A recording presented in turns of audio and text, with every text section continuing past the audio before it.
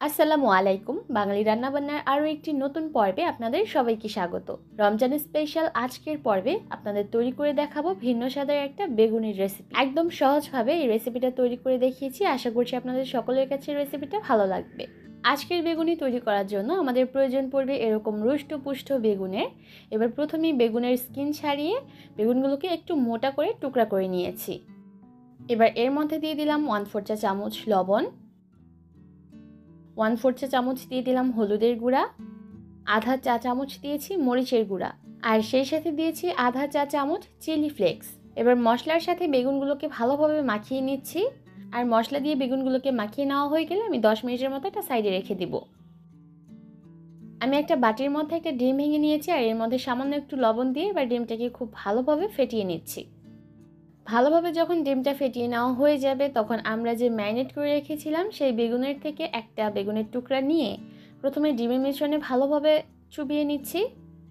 ভালোভাবে চুবিয়ে নেওয়া হয়ে গেলে এবার এই বেগুনের টুকরাটাকে আমি ব্রেড ক্রাম্বে গড়িয়ে নিব।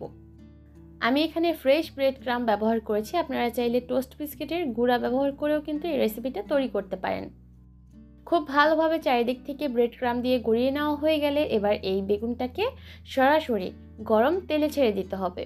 আর এই পর্যায়ে তেলটাকে কিন্তু খুব ভালোভাবে গরম হতে হবে, তা না হলে কিন্তু ব্রেড ক্রাম্বের কোটিংটা খুলে যেতে পারে। সবগুলো বেগুনের টুকরাই যখন তেলে ছাড়া হয়ে যাবে তখন চুলার আঁচটাকে আমি মিডিয়ামে করে দিয়েছি, আর মিডিয়াম হিটে রেখে এবার উল্টে পাল্টে এই বেগুনিগুলোকে ভেজে নিতে হবে।